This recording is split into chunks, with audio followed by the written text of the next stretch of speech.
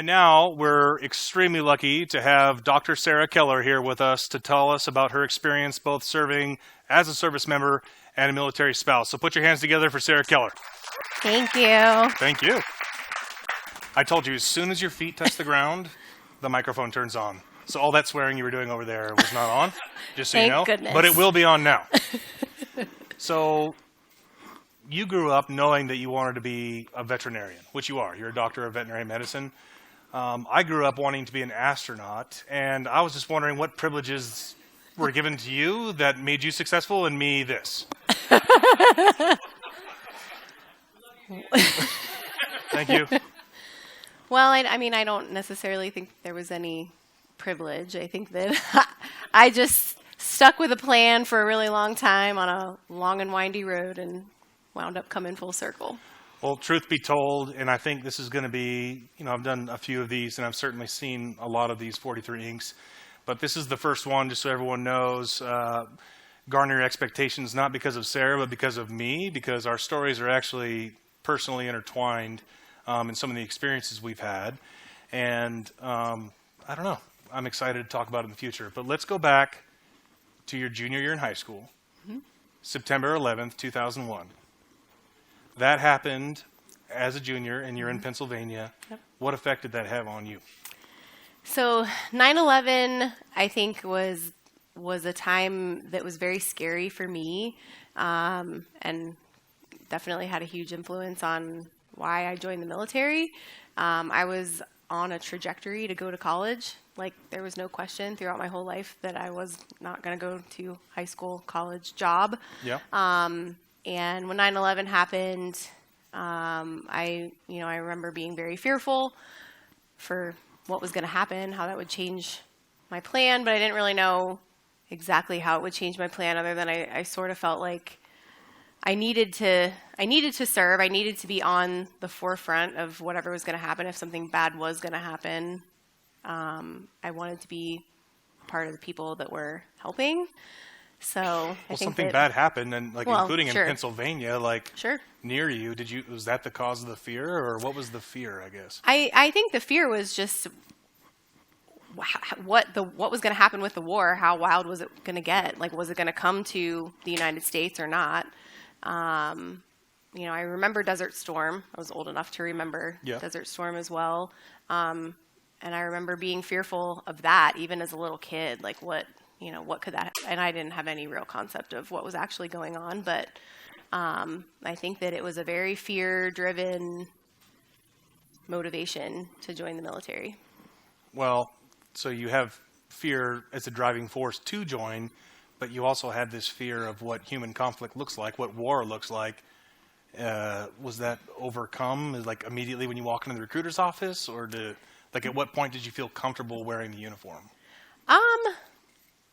I don't know. I mean, I think that I was comfortable from the beginning. I think that I knew. I mean, when you join the military and you sign your name in a time of war, and that was at the beginning of the war. Yeah, but you knew what you were asking for. Yeah. I mean, I think that was, you're signing up to and including your life in defense of the United States, and that was something that I was totally and completely prepared to do. So, against the advice of your parents, I believe, yes. You enlisted in the Navy. Mm-hmm. And what was your experience like as a junior enlisted sailor? It was awesome. I had a great time in the Navy. I worked in naval aviation. I had a lot of jobs. I had a very non-traditional kind of path while I was in the Navy. Non-traditional, but highly successful. You were yes. I actually don't know what this means, but Blue Jacket Sailor of the Year? I was Blue Jacket Sailor of the Year. Don't you guys all wear blue? But you were yes. an E3, and you get this yes. award, which I assume is prestigious because I was in the Army and I don't know anything. But so that happens, and you're actually selected to go to the Naval Academy? I was, yes. So after several years on active duty, I had some leadership who encouraged me to apply to the Naval Academy, and I did, and I was selected, and I went. I was a midshipman for 2 years, and halfway through, my plan after being a member of the naval aviation community was to fly helicopters. Yeah. And so I kind of deserted my goal of becoming a veterinarian, in pursuit of that. And I think that once I got to the academy, I knew that that was not where I was meant to be. That was a path that I kind of followed out of encouragement from other people, but it wasn't necessarily a choice that I made for myself. And to have a once in a lifetime opportunity to go to a service academy and be there and then have to make the decision to leave was tall order. So it took me 2 years to really get real with myself and decide to resign. So after following the, watching Top Gun and Tom Cruise's advice of becoming an aviator, a naval aviator, you actually did it, and you were successful at the academy as well, but you made this choice because it wasn't right for you. And this is a common theme for you throughout your entire life, is one, doing things that scare you. That's why you're up here right now. Mm-hmm. Sorry about my mustache. And two, I get it. I'm not allowed at my kids' school anymore, which is unfortunate. But anyway, doing things that scare you and doing things that are hard and pushing yourself to make the decisions that are right for you at the time, even if people disagree. And you've had a lot of that. And I'm going to come back to this moment where you decide to separate from the Naval Academy and not be Maverick. Let's go back to when you met your spouse. Like, this was pretty early on in your naval career too, right? High school. High school, okay. Pre-military for both of us. God bless you. So you met your spouse, your husband, in high school. And when did you guys actually get, together? I mean, well, we dated each other's best friends, so that was how we that's how we became friends to begin with, and so we were essentially best friends. And we both joined the Navy, and a huge motivation for me to join the Navy was because Dan joined the Navy originally. And so, that was just another thing that we had in common. We stayed friends for many years. It actually wasn't until I got out of the Navy. Dan was still on active duty in the Navy when we actually started dating. So it was several years later. Okay. So in that, though, the theme is distance, relationships, and communication, which I think a lot of people in the audience, anyone that's been in and around the military, can definitely identify with the fact that distance relationships are not normal, except for people like us. That being said, fast forward, Naval Academy, your decision. What was the advice of your parents when you're making this decision to leave the service academy, that after going against their advice to enlist in the Navy after 9/11, knowing what you're asking for, like, what was that? Yeah, I mean, I distinctly remember a conversation with my mom, and she said, "You are going to regret this for the rest of your life." That was audible. Someone in the first row. There you go. I have never regretted it a single day. It was 100% the right decision. But yeah, those words were spoken to me, and I knew. I mean, I had to be comfortable with my decision. How did you know? Just whatever your mom says, do the opposite? No. I mean, and my mind was made up, and I was leaving before I ever communicated that to anybody else. So, but after thinking about it for 2 years, that was. So after that big step of leaving, what was next on the plate? Because obviously there's something in mind. Yeah, so I had actually applied and was accepted into a private school, private college back home. So my plan was to go back home, and then I didn't skip a beat. Like, I finished my last semester at the academy, and I went home. I worked for the summer and went right back to school in the fall. I used my GI Bill. So I had applied during my time at the academy. So my last semester at the academy, I had already applied and had a plan, and that was, of course, something that they were asking about when I was resigning. Like, well, what's your plan? Like, right, you're just going to leave? And no. Like, I had a plan. I was going to go be a biology major, and I was going to finish my bachelor's degree and apply to vet school.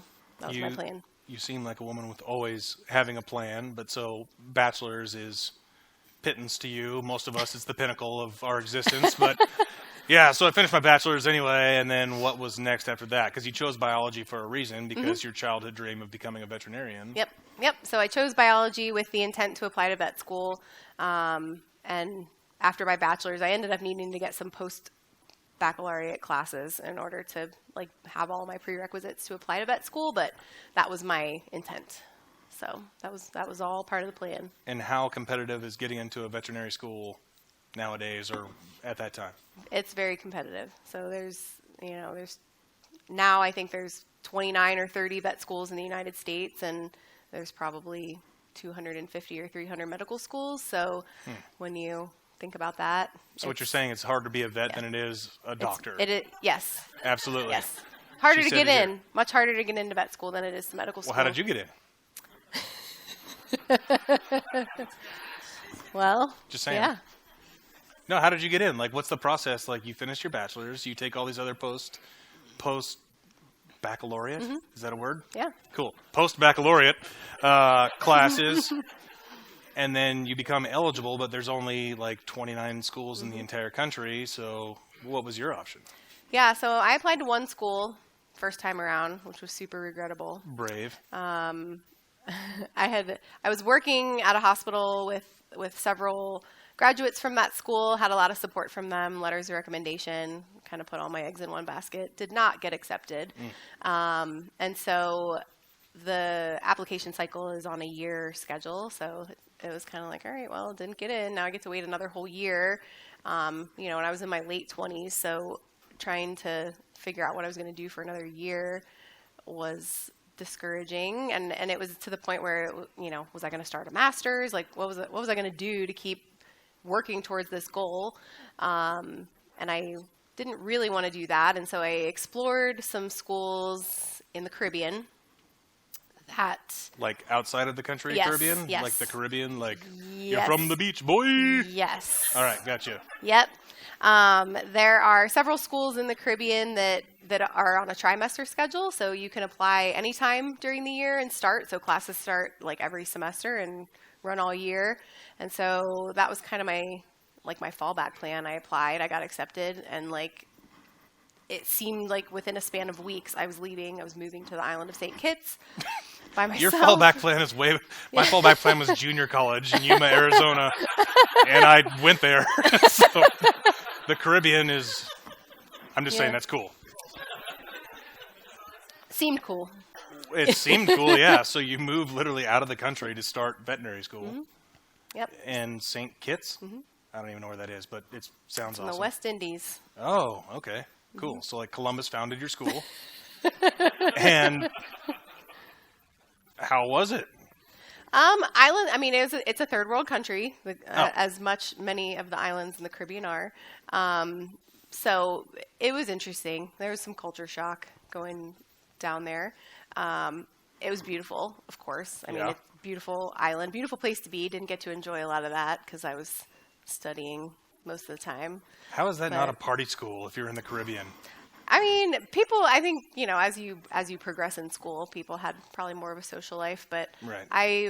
I knew pretty much once I got there that I was going to be trying to figure out my exit strategy. So I was working very hard to get really good grades so that I could transfer back to the United States. So that was the plan. Yeah, and another huge factor that played into that was that my GI Bill got capped down there. So GI Bill does not stretch quite as far outside of the United States. So, I didn't even know you could use your GI Bill outside the United States. You can. You can at For a short time? accredited schools. So there is some criteria involved in using it outside the United States, but it is not nearly as valuable as it is stateside. So that was a huge motivation to come back. And that was right around the time that they were switching over to the post 9/11 GI Bill, which was covering 100% of tuition and providing a stipend. And, it was light years more competitive than the Montgomery GI Bill, which is what I used when I was in undergrad. Right. So I was very much interested in trying to maximize my GI Bill, and it was not going to happen outside of the United States. Are you married at this point? Yes. So you got married before the Caribbean episode? Mm-hmm. That's impressive. Yep, a couple years before that. Okay. Yep. So you're married now. You're still doing this distance relationship. And you guys spent about, how many years apart during this time? Well, we lived together for 18 months after we got married before I left to go to St. Kitts. So perfect. Your old hat at this point. Time to move out to a separate country. Yep. What was that experience like? And how do you, because like I said, a lot of us can identify with that challenge of distance and relationships, and like how did you guys have the secret sauce that made everything work? Well, I think that a huge thing that worked out for us was that Dan, prior to me applying to vet school, Dan had decided he was currently out of the Navy. When we got married, we were both civilians, and he decided that he was going to try to pursue a career in combat control. And so he had been... Which is in the Air Force. Yep, Air Force. CCT or combat controller, blah, blah, blah. Yep. So his contract kind of lined up that he was going to start his training pipeline at the beginning of my vet school, pretty much. So for the first probably semester I was there, he was training. He went back home. He moved back to Pennsylvania. We were living in New Hampshire whenever I started vet school.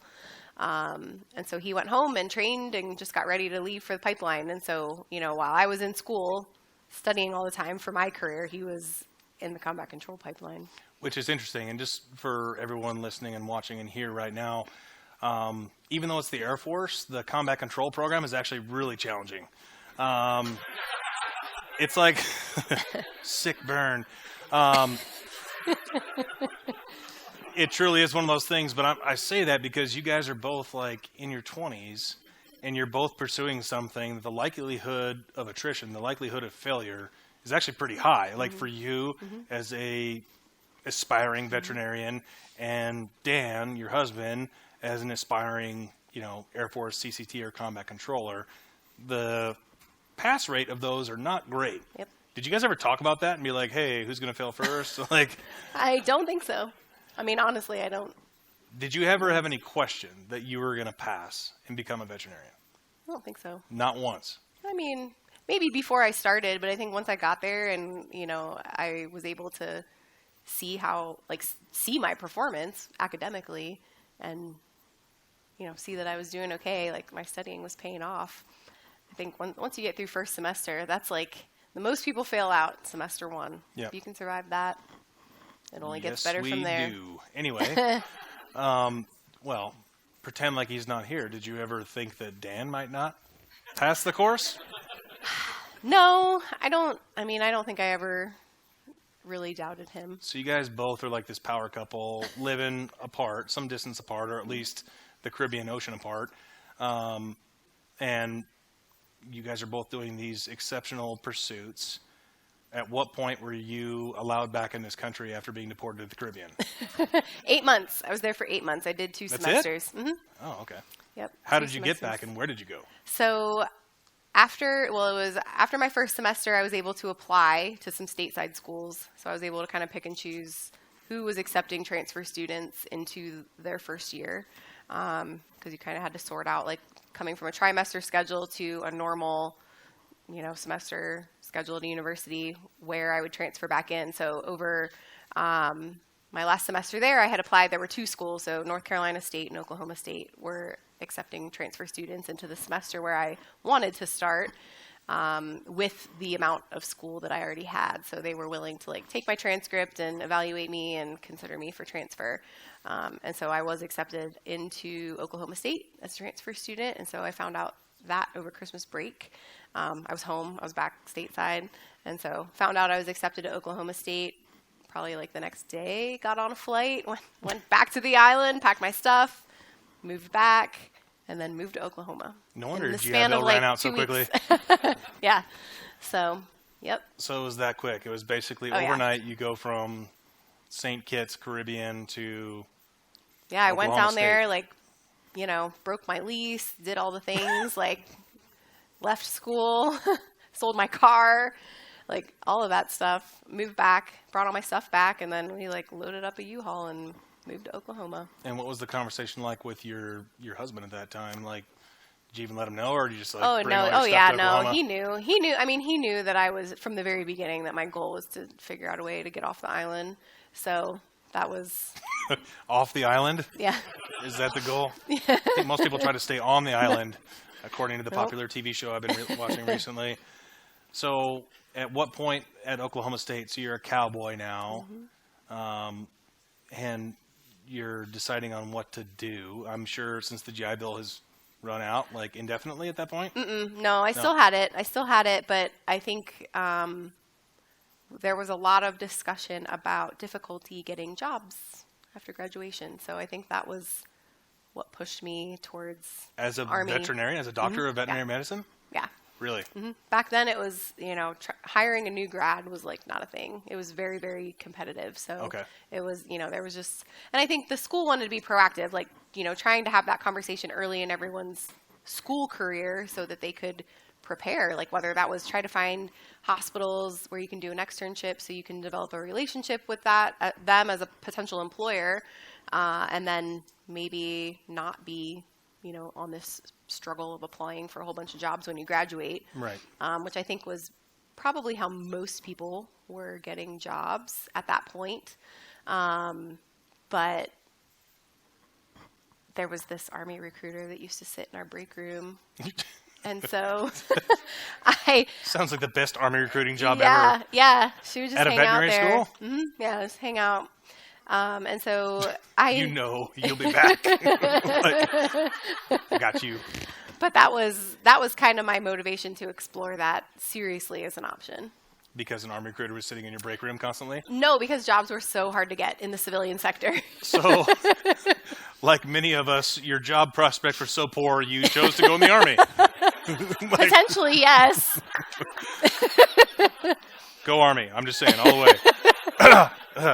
Not a recruiter. Anyway, so you made this decision after already being, enlisted in the Navy, having your Naval Academy experience, and deliberately choosing to leave that. I mean, really, it's a prosperous existence after that. Like, you have a community that's a really small community, no matter what military academy you go to, it's a select club.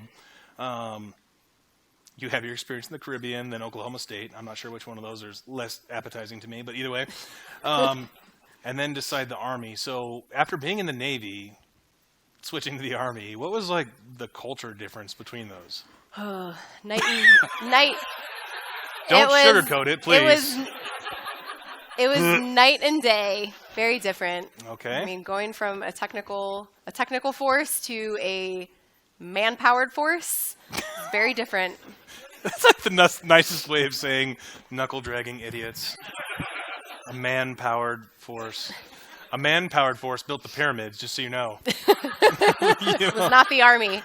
Yeah, I think the Navy did the technical stuff with the logs and the rolling of things, but either way. So, okay, I honestly am kind of embarrassed to admit this, and I think most people in the audience don't know, but as a veterinarian in the Army, like what are your besides taking care of animals, like what are your roles and responsibilities? Yeah, so my job kind of was split up into thirds, and I spent about a third of my time practicing medicine, like a regular veterinarian, doing surgery, seeing patients. A third of the time. A third of the time. Patients being animals. Animals, correct. And then another third of the time I was doing food inspection for people food. And then the other third was my responsibilities as an officer. Yeah, so you commissioned as a captain, right? Mm-hmm. Yep. So you're an 03 now, you're leading people, you're also treating animals.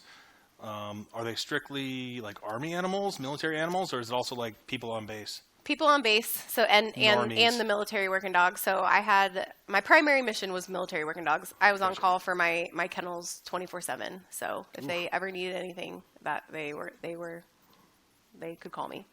And then that last little thing you said, food inspection for humans. Yep.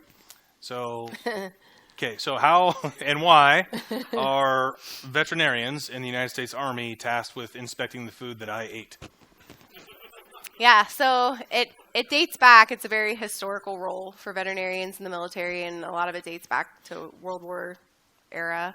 Veterinarians were the most skilled at evaluating animals, dairy cows, beef cows, sources of food overseas.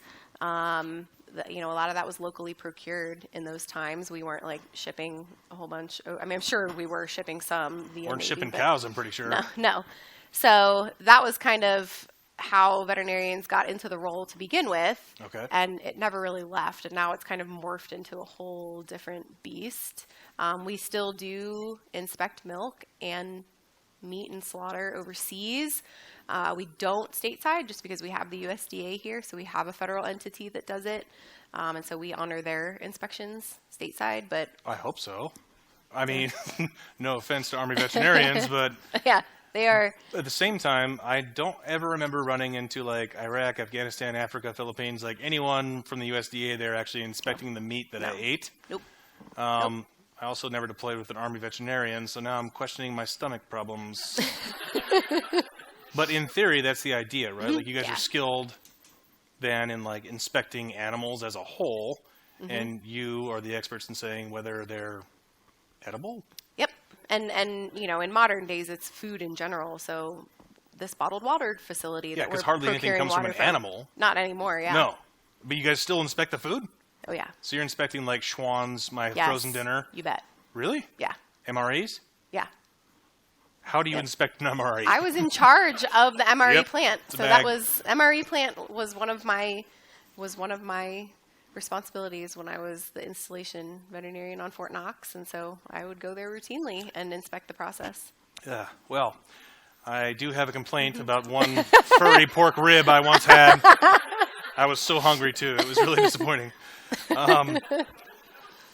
What was the thing that you loved most? Because you have 3, like that's a lot for any military leader, no matter what rank, to do, you know, to actually lead people, to be a leader in the military, to take care of animals, which is a whole separate specialty. And I'm sure in all various conditions, whether it's just routine maintenance or trauma, and then also inspect food. Sorry, inspect food. So what was your favorite thing to do? Like what made you fulfilled in that job, if anything? For sure, the clinical medicine piece. I enjoyed leading soldiers, for sure. I mean, there was a lot about my leadership responsibilities that I enjoyed, but if I could pick anything, I love training people. Any chance I could get to get people up in helicopters and dogs in helicopters and be out training and teaching my colleagues on the human medicine side what to do if there was a canine emergency, because veterinarians downrange were far and few, so there was usually one in a theater of operations, and you know, you're just bebopping around trying to take care of major roles, but you know, most of the time if there was a dog that was injured, it's going to be physicians, you know, it's going to be an FST or, you know, somebody there in a human medicine role that's taking care of those dogs. And so making sure that they knew what the differences were and so that they could handle those emergencies was imperative. So any chance I got to train those guys was a good day. I keep hearing you say human medicine. Like, yes, just to specify. I mean, in theory, like a doctor, a medic, an 18 Delta, like whatever, Yep. like anybody should All of be able them. to take care Yes. of a dog, Yep. horse, mule, right? Yep. So what's the issue? They don't learn how to do that in any of their other training. They don't? No. I mean, maybe to some degree. Deltas maybe. But for the most part, unless they're either seeking it out or unless a veterinarian approaches those units and says, hey, you know, you guys need to know how to do this. What's the difference, I guess? I mean, I think I have an idea. I walk on 2 legs generally. But what is some of the major differences in how people react to like a wartime trauma with a military working dog versus a military human? Yeah. So, I mean, in the grand scheme, I think there's far more similarities between people and dogs. And that's, you know, I think the easy part about training, you know, I think they don't realize how similar everyone is. And once you show them how similar, they're like, oh, I can do this. Like, this is, you know, same. But the key is exactly what you mentioned, and it's getting people to remove that emotion. And so for me, every day that I treat an animal, you know, I am able to kind of remove that emotion from an emergency situation and view it very objectively and just, you know, figure out stepwise what needs to happen. But when it's someone who's used to seeing trauma in a person, then they're viewing that dog as fluffy, like their pet at home. And it evokes a totally separate emotional response, and they lose the ability to have any objectivity and to think through it like they would a human patient. And so getting exposure for those people in those scenarios is imperative, because they have to be able to think through it in a non-urgent setting so that when it is urgent, they can try to push those emotions aside and manage it like any trauma case. Which the military does a pretty decent job of training people to get used to that for humans. But I honestly, I feel like I had a decent amount of training, and I never once trained to take care of a dog that was hurt. I'd say my experience is probably more than typical, right? Yeah. Yep. So during this time, speaking of objective disconnection from a furry animal, what was your husband during this time when you were an Army captain doing the veterinary thing? That was a joke. He's not that furry. I've seen him. Yeah, so while I was on active duty, my first assignment, I think Dan was still finishing up the pipeline. So that was or he was just getting, I think he had just gotten to his unit at that point or had been there for a little while. And so he was kind of getting spun up to get ready to go on his first deployment. So that happened very shortly after I graduated from vet school. So you're a new captain, Yep. new military officer, new Army officer. He gets through the pipeline. You guys are dual military at this point. Were you able to live together, be stationed together? No, so we were stationed as close as they could get us. Dan was in Kentucky and in Louisville. Because he's Air Force and you're Army. Correct. So So, they cannot yeah. guarantee joint domicile. Perfect. So we did not have joint domicile. So I was at Fort Campbell, which was the closest they could get me to Louisville, Kentucky. He was there at a guard unit, which also played into it a little bit because he was at a guard unit. So he was not quite as movable as a typical active duty unit. Right. So he was an AGR guy, though, right? Yeah. So it's one of those weird things, active guard reserve or AGR. Like some people like me had no idea what that even was. But active guard reserve, you're basically active duty, but working within the National Guard system, which is a whole unique beast in itself. Meanwhile, you're like a real active duty Army at Fort Campbell with the 101st, with 5th Special Forces Group. You're doing the whole thing. And Fort Knox. Yep. So you're doing I like had two- TDY things, which is temporary duty orders, going back and forth to all these different places. You're traveling, he's traveling, and you as a couple are getting ready for his first combat deployment. Yep. What, as a military spouse, would you say, what was your level of concern before his first deployment? Because, I mean, you have your own career, your own job, your own leadership responsibilities, but what did you take in before that trip? Yeah, so I think, I didn't really have any frame of reference at that point as far as like what a combat deployment was going to look like. And, I of course knew that it was going to be a combat deployment. I knew that just the nature of his job was going to involve high profile missions and the potential for, bad situations to potentially occur. And so I think for me, my biggest fear was not really the combat piece of it, but I think that it was what comes with that. What could he have changed? How could it change him? I knew that it was going to happen. It was inevitable, but what was going to happen after that? Yeah, How was that going to change something after the fact? You're with somebody, you're married to somebody that you love for the person they are, and were you scared about the person they were going to become when they came back? Yeah, for sure. Yeah. I mean, I had no idea if he was going to be the same person or how any of those experiences would affect him. Well, I think that's legit, and I think a lot of people are afraid to admit that, but I think it's very real. That being said, you have that his first trip, while you're still full-time working, doing everything that you're doing, and still in the same grinder machine that is the United States military. He came back from that first trip, and what were your thoughts? I mean, I think that it was different than what I was maybe mentally prepared for. Yeah. And it was busy. Like it was a busy deployment for him, but I think we communicated well during the deployment, as much as we could. And I at least had a frame of reference for what the next deployment was going to look like, because we knew coming back that he'd probably be deploying again the following year. But after that one, I don't think that there was any major change. I think that was at least a relief. Yeah. At the time.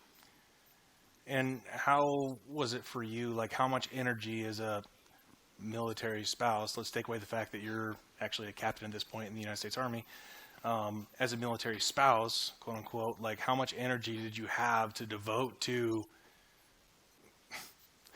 worrying about him while you're still worrying about all the soldiers that you have under you?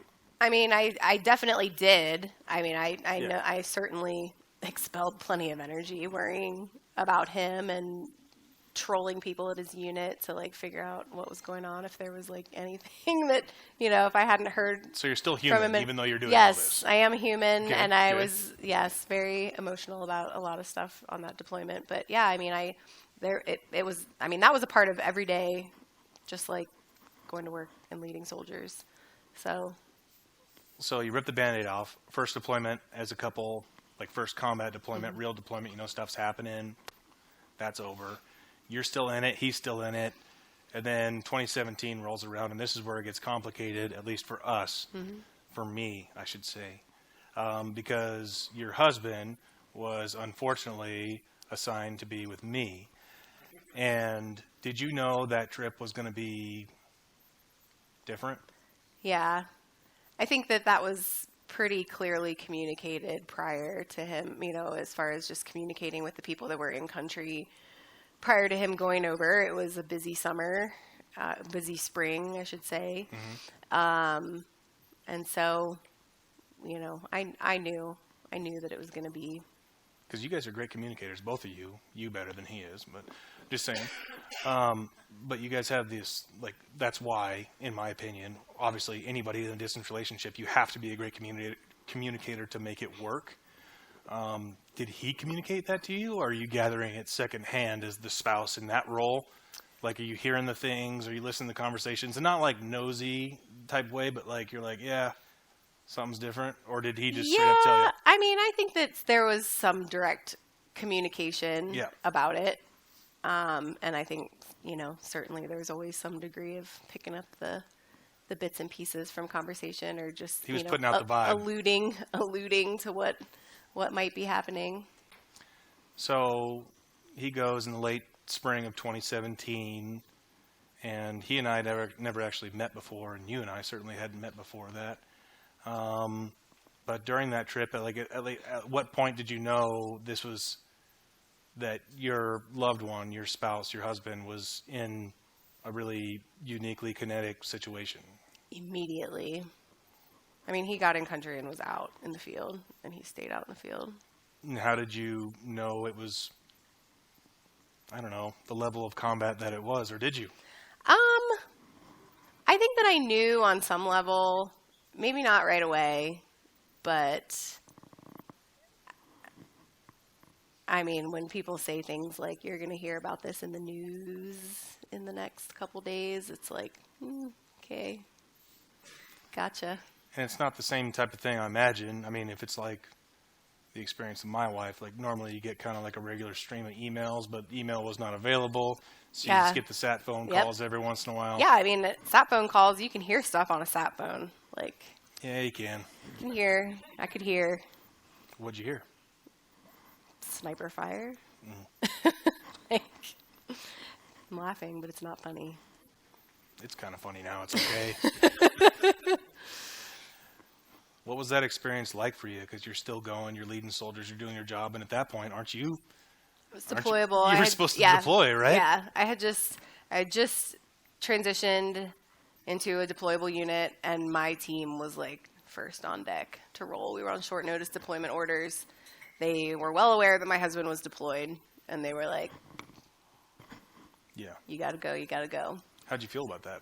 I mean, it is what it is. I knew that was part of the process, that I was going to need to accept that assignment. It was only for 1 year, and I was going to have to go. And after that, I knew that I would be PCS to Fort Knox and that we would get to live in the same house. And so after 6 years of living apart, it was worth 1 year of potentially both of us being deployed at the same time. Dan's deployment was winding down, so even if I had gone, I mean, that would stink for him to go, like for him to come back right as I'm leaving, but at least, one of us would have been back, like less logistics at home to deal with long term. You're right. Can you just take a moment to appreciate the fact that you're like military people say it's just a year, like I'm just deploying for a year, And then now, like, I just talked to someone at Boise State. They're like, they want me to take a class for a year. I'm like, you need to talk to Sarah Keller. Yeah, put that in perspective. Yeah, so you're set to deploy and basically high five your husband at the airport as you're going wherever the heck you're going, and he's coming back from this really unique crap hole in Afghanistan. And that mission set was different too. Like, I know a lot of people in the room have been there to Afghanistan, fought that fight, and believe me, that fight is legit. But this particular one was a counter ISIS mission in southern Nangarhar in a particular couple set of valleys. Long story short, it was a unique summer. There was a lot of luck. There was obviously a lot of loss and hardship. But then August 2017 rolls around and things dramatically changed. There was a specific mission that your husband was injured in. And I'm wondering if you're willing to tell people what that experience, what that call was like. Yeah. So I was at work with my soldiers. Like, I was there with my team, and I actually got a phone call from a friend of ours. So it was a unauthorized notification phone call We'll say about his what full happened. name and rank here shortly. Which I'm very grateful for the phone call, to make that crystal clear. But there is a very formal process for notification when stuff like that happens, and this was very informal. But I was at work, and I got a WhatsApp call, and that was like step one. What's going on? Something bad happened, like, no question. Like, why am I getting a phone call from this individual on WhatsApp while I'm at work? And so I had a conversation, and it was basically like, hey, Dan was out and got blown up, and he's, here in Jalalabad, and just wanted to let you know, like, probably more to come. And I was like, okay. And, there really wasn't a whole lot of other information to share other than that. And so I went down, told my commander, I was like, I just got this phone call, and I think that I need to leave now and go home. And luckily, he was like, yep, you need to go home. What time of day was it? Do you It remember? was probably like 2 p.m. in the afternoon. So I left, and fortunately, basically, then I was getting text messages, and it was pretty much just like, your e-leave is signed. Like, if you need to go on emergency leave, like, it is signed, ready to go. Text me where you're going and when you need to go. Do you think that's kind of unique, and not trying to interrupt this, but Yeah. like, because you're a military service member at this point, and I'm not sure everyone has that same experience, military spouses, be they husbands or wives, that are living their civilian lives, and they're like, hey, my husband or wife just got blown up, and they're like, Yeah. like, Yeah. do you think that it was just your commander or the command team that had your back, or did that make a difference? I mean, I think both, but I also think that, like, on some level, there's understanding of what the implications are and kind of the next steps when something like that happens. Did you know how, like, what was your husband's condition at that I point? knew literally nothing, like, other than he was alive. So the car ride from work to home? Yeah.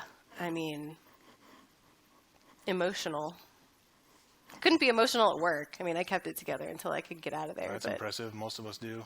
I mean, going home and keep then together. getting home and then being by myself and then trying to sort out, like, well, and then it ended up being, I mean, I was just waiting. It was just a waiting game because I wasn't going to call my parents. I wasn't going to call his parents. I wasn't going to call the unit. Like, I wasn't going to even attempt to notify anybody because, one, I hadn't even received official notification.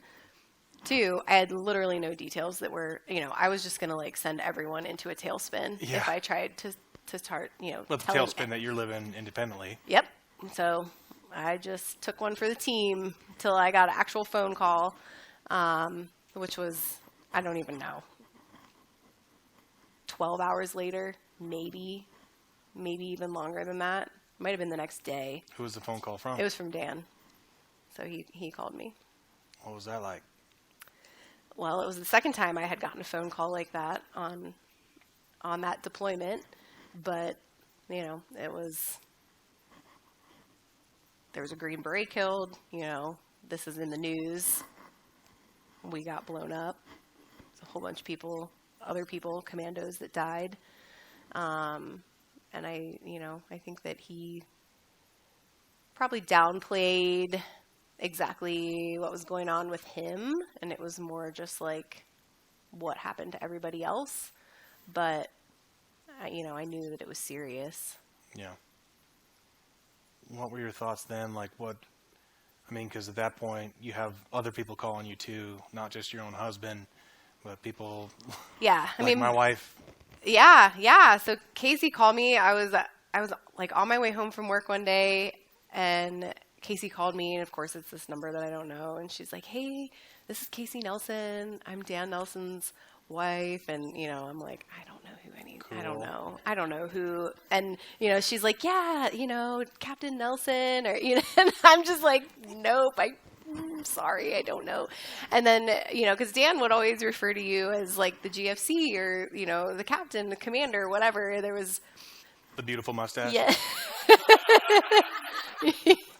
So, but finally we sorted that out. But yeah, she called me, and I think she was kind of experiencing a lot of the same struggles as far as gathering information and sharing information, and it was awesome of her to call, touch base. I was really, really like impressed with that, because no one ever bothered to call me about anything ever. So it's a weird spot that you're attached to your husband's poor decision making of being a CCT, because as that role, you're always an attachment. So every unit that you get attached to, you're a part of. Yeah. For that period, but you don't have the pre-deployment, you don't have the post-deployment, you just have the deployment.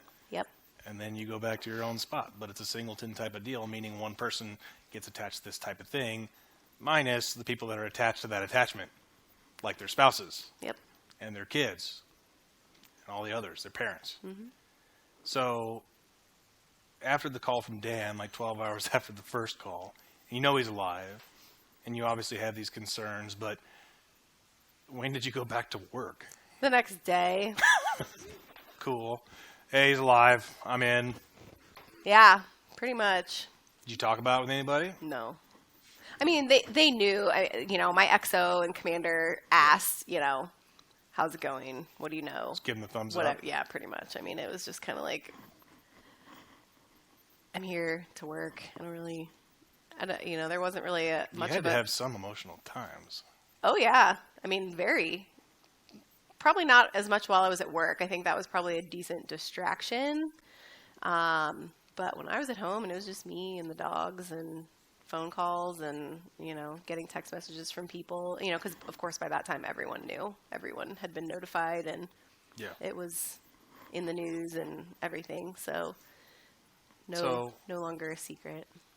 No longer a secret, but it's still something you don't talk about. But Dan comes home eventually from Afghanistan. And what was that like? So Dan came home from Afghanistan and got 30 days of leave.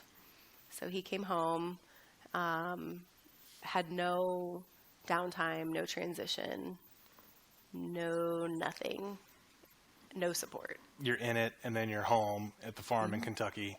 I was living in Clarksville at that time, so I was still in Fort Campbell. So he was living in Louisville at his unit, and then we had a house in Clarksville, and so he drove down from Louisville to Clarksville, and then spent a lot of that time at the house by himself. And you were working the whole time. How did you? I don't know. Were you worried? Did you feel compelled, to jump in there? Like, hey, I know you got hurt, and you had this really remarkable deployment, but as a spouse, were you diving in and being like, tell me how you feel? No, I mean, I knew that he was not okay, but for me, I could not be the person that he could talk to about that. I could not hear the story. I could not know the details. And so, I was the only person there, and so he did not have anybody to talk to about it, and it was clear that he did want to talk about it, but I could not hear the story. That was, I'm well aware of what happened now, but it wasn't until his Air Force Cross ceremony that I knew the whole story 2 years later. Yeah, so that's the interesting thing. We should have probably mentioned that your spouse is one of like 2 people in the history of the United States military to earn the Airman's Medal and also the Air Force Cross, which is just below the Medal of Honor, and the Airman's Medal being for basically Medal of Honor type heroism in the civilian world outside of combat. So he's okay. But at the same time, that was news to me that the first time you heard about what happened on August 16th, 2017 was at the Air Force Cross ceremony. Mm-hmm. Yeah, there were people that asked me about it, like, oh, tell me, like, what, and I'm like, I am literally going to hear some of this information for the first time. What was it like sitting there? I mean, I don't think that it ended up being as bad as I was expecting it to be, as far as like whether or not I was going to be able to keep it together. And I think that hearing it all in one citation was really just a culmination of, little bits and pieces that I had heard in that time frame, like since it happened till then. That most of it wasn't totally new, but. Did you hear it from him or people like me, like other people around him? Both. But it was usually just like, overhearing other conversations, not necessarily. Sometimes there were things that were communicated to me, but not usually in extreme detail. Did it ever make you, and I'm asking as a very personal question, but like, did it ever make you mad or disappointed? Because basically if you read his citation, like a lot of Valor Award citations, it's like, hey, this person was willing to sacrifice their life for other people, and then it's like, well shit, this is my husband. Like, did it ever make you feel that? Like, why was he trying to do that? I never felt anger. I mean, to me, that is the expectation in my mind. I mean, and I would hope that if I was ever in that situation, that I would be able to do the same thing. So I never felt anger about anything.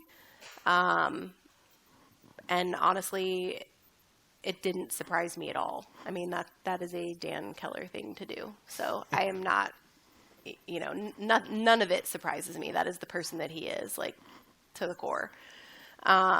It's only a Dan Keller thing to do because Sarah Keller wasn't there. No, had nothing to do with me. But I was definitely disappointed in the support or lack of support. That, I think, was the overarching feeling, was disappointment in the Guard and the DOD. For him? What did you think was going to happen after that? I guess, like, what pie in the sky, like, what were you hoping for? What did he need? He needed what somebody. Did you need? Yeah, well, I mean, I don't really know what I needed, but Xanax and a margarita? Maybe, yeah. But, I mean, he needed somebody that he could talk to about top secret information that was not just some person, some practitioner. It needed to be somebody who had some kind of knowledge of that level of combat and was, could help, could hear top secret information and discuss it. Yeah. You guys progressed through that. You guys not only progressed through that, but thrived through that. And at some point, you make the decision, because you're still dual military, and you're, what's the word? You're not in the same branch of the military. Yep. So you don't get joint domicile because you're in different branches. So they do the best they can. But you guys made a conscious choice, and then you made the choice to leave the military.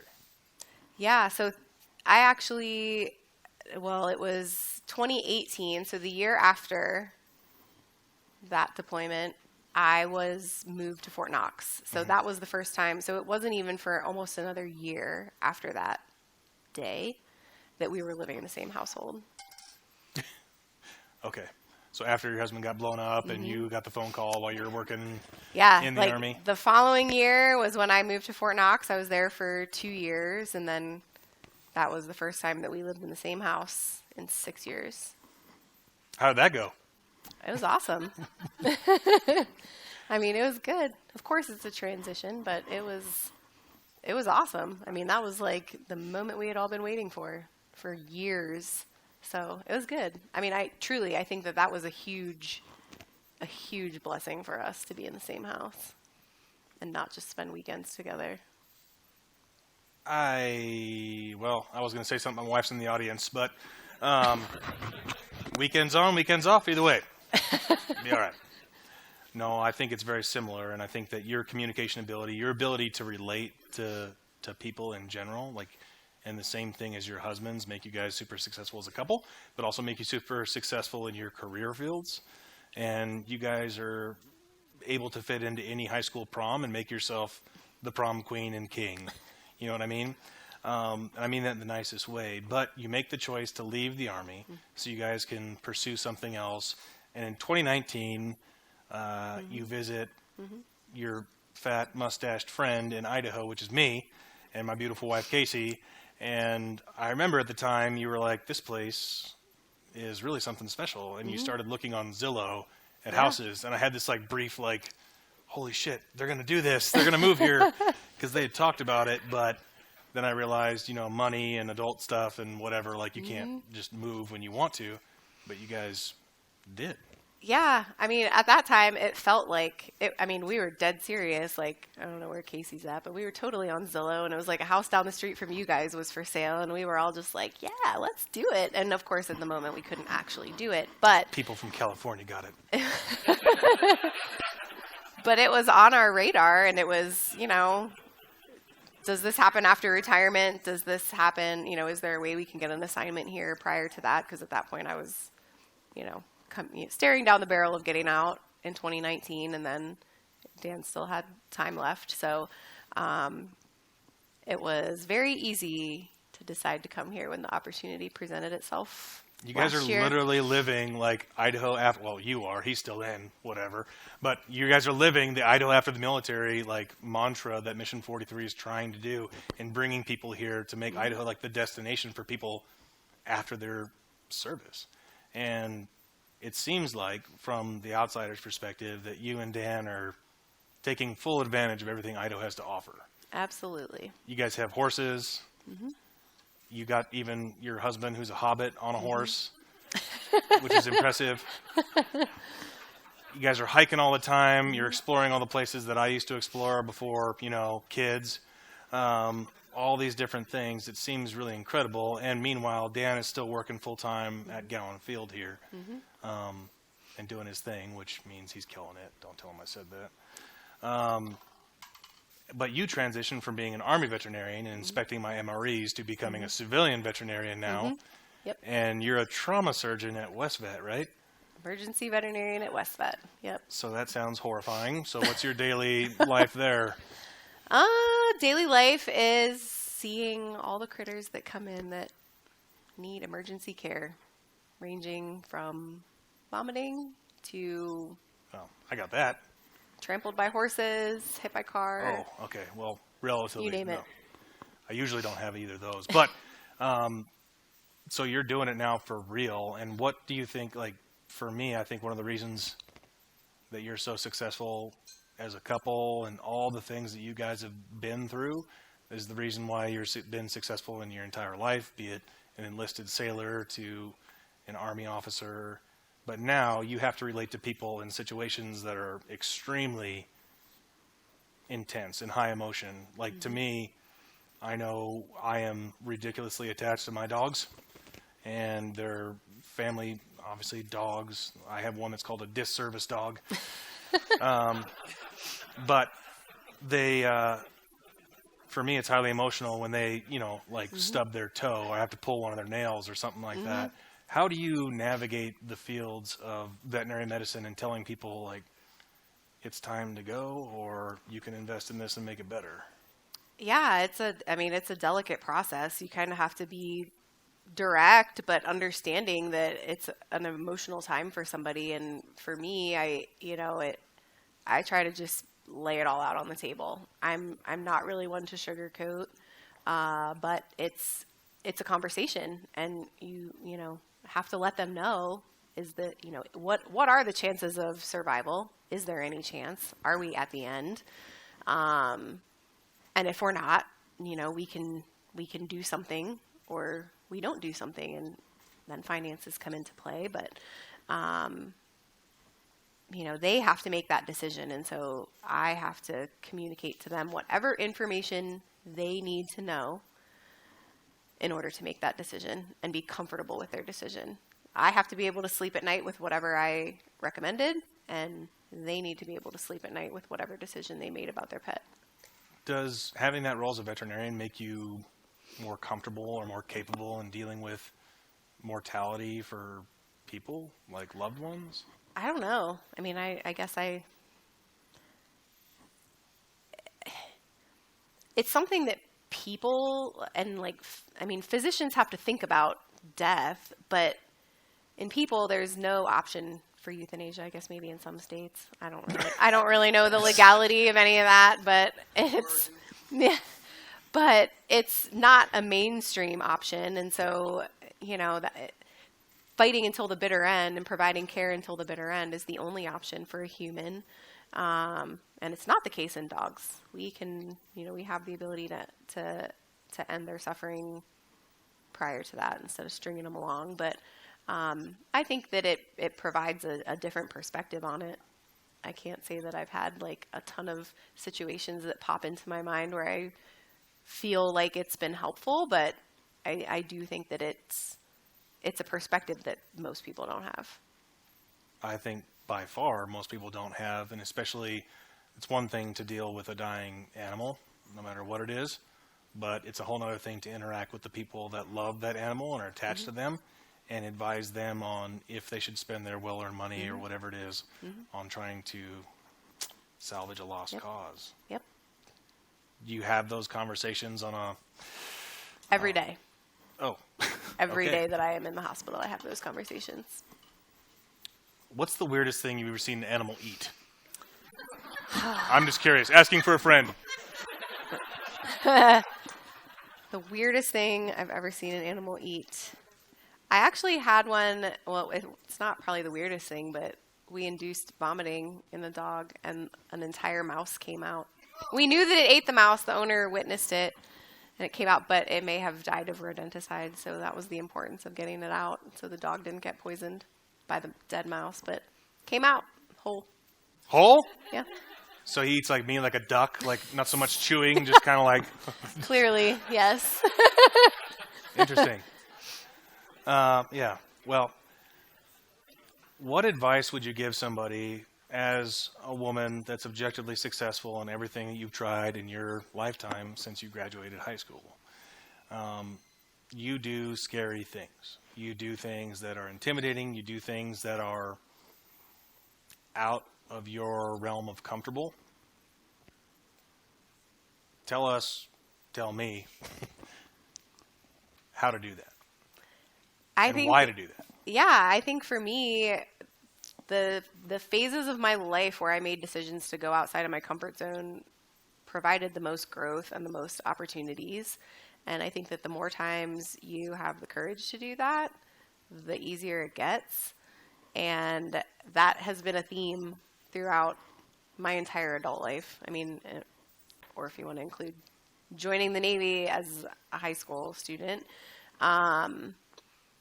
But, I think looking at things that maybe you don't think you're qualified for, or you don't know if you can do them, and doing it anyway, because there's tons of skills out there that are marketable, and it doesn't necessarily mean that you can't have that job. So, why not? You have nothing to lose. I mean, okay, someone says no, but that's scary to me. Maybe they're going to say yes. I know people are afraid of being, turned down. Rejected, it yeah. sucks. Rejection It's like sucks. high school over again. Yeah, but I think more times than not, you're not going to be rejected.